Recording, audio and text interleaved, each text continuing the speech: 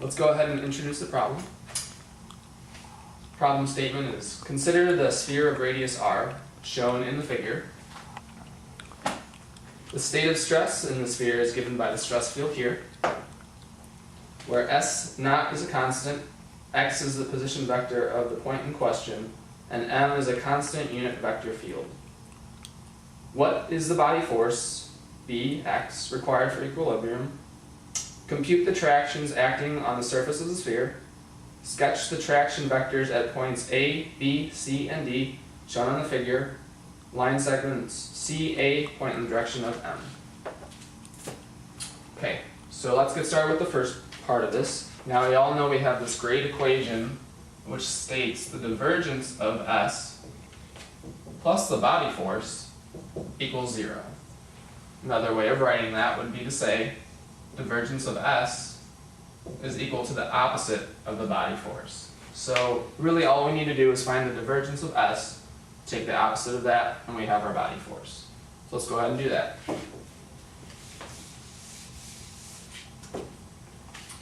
So we have our S tensor, and let's go ahead and break this down a little bit so that we can see what's going on. We've got our constant S naught, but then another way to write these vectors is in their component form. So we can say mi ei tensor product xj ej. And then on the other side of the plus sign we have xi ei tensor product mj ej. Alright, so now what we want to do? Well, we kind of want to bring the constants out in front so that we're left with some constant and then the tensor product. So let's go ahead and do that. Still have the S naught out in front. And let's grab the mi xj plus xi mj, and then we have left over the ei tensor ej. Alright, so what we have here is basically the tensor form. Well, we see what we have out in front of the tensor product is this out here, which we can also write as Sij. And now, going to the definition of the divergence, we see that the divergence of S is equal to the partial derivative of Sij with respect to xj ei. Okay, so what we want to do is essentially take the partial derivative of this with respect to xj. Okay, so let's go ahead and do that.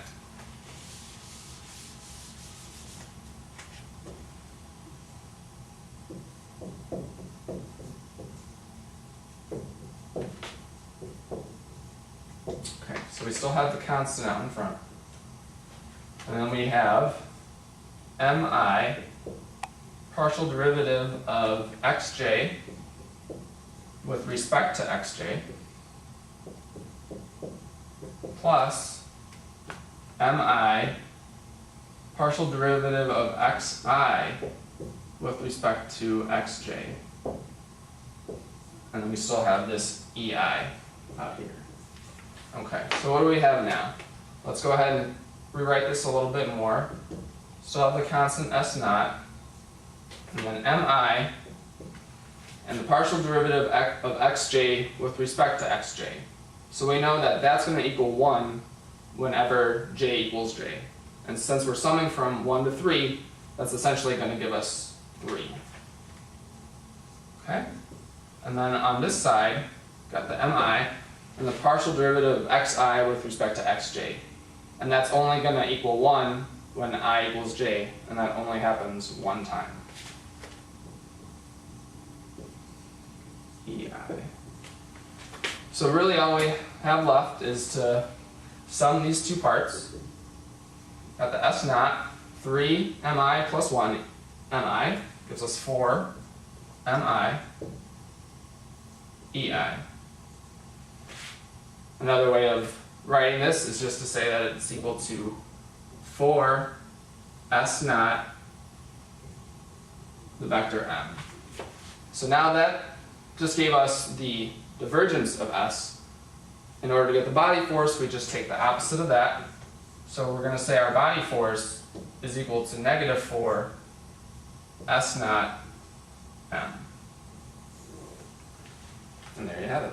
So for the next part of the problem, we are asked to find the tractions acting on the surface of the sphere. So let's go ahead and do that. We have this nifty equation that says the traction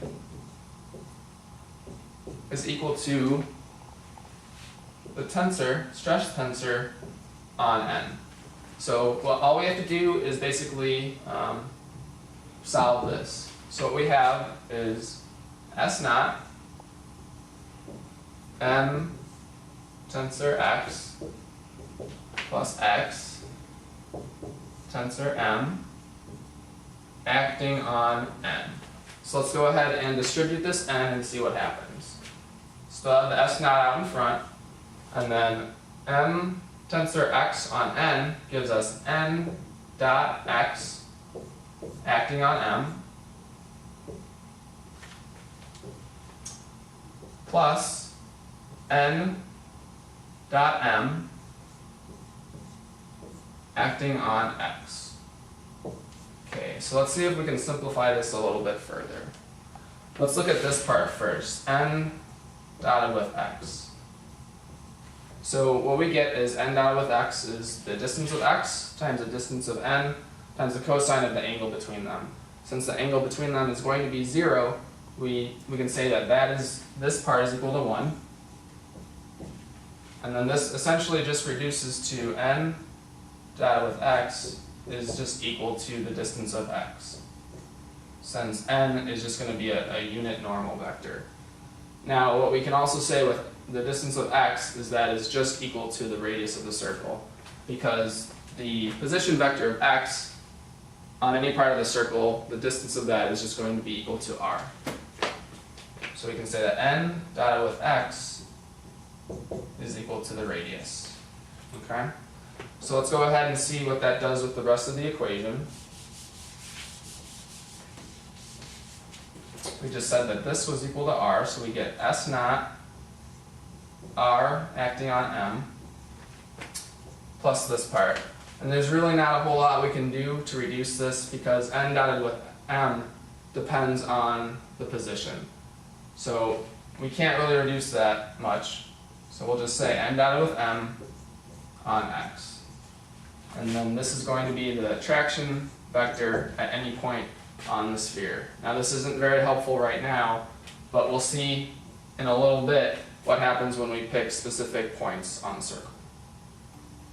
Alright, for the next part of the problem, we are asked to find the traction vectors at points A, B, C, and D, shown on this circle here. So let's go ahead and talk about the definition of the traction vector again.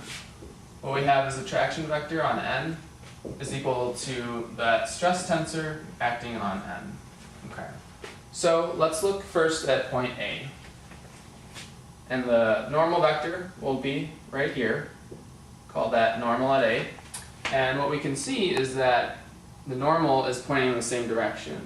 And in fact, they're going to be equal because m is actually just a unit constant vector, and so is n. So what we can say is that n is equal to m at point A. Okay, so let's see what this gives us. Let's expand this a little bit.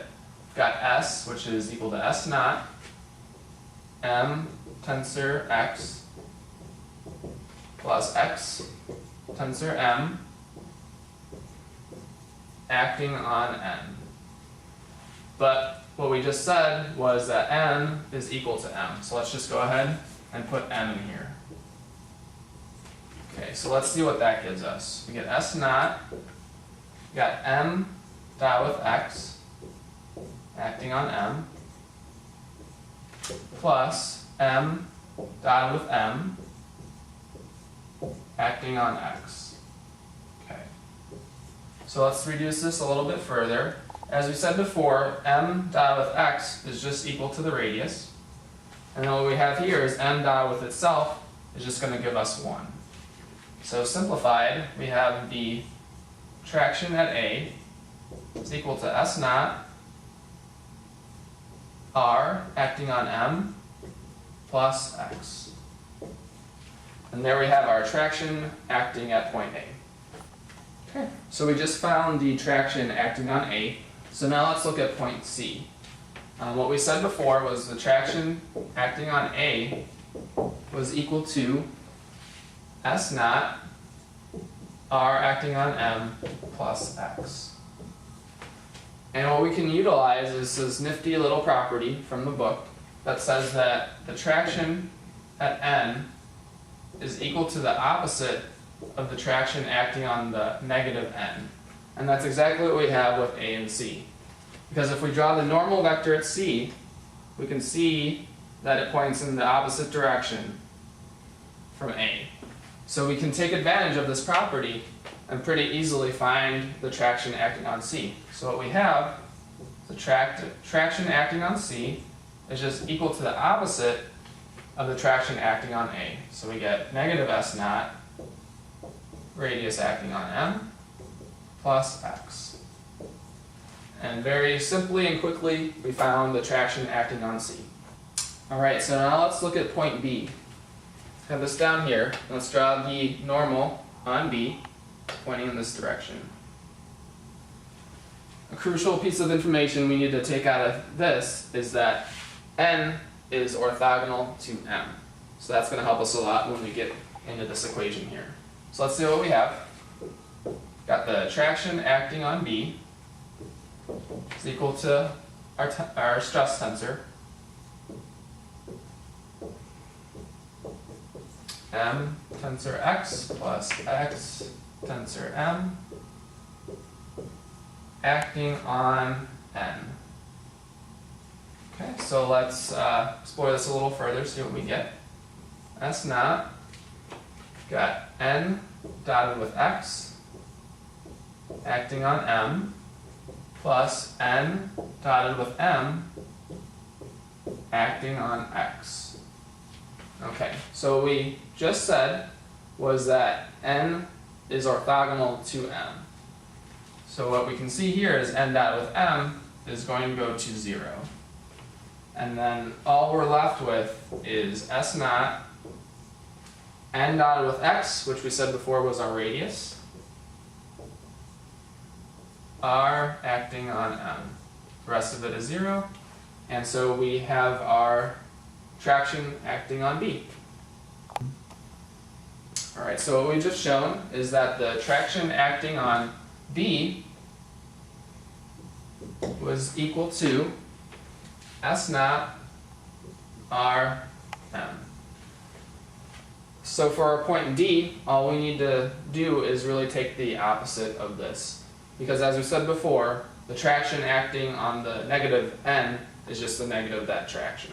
And that's exactly what we have at D, is a normal vector pointing in the opposite direction of B.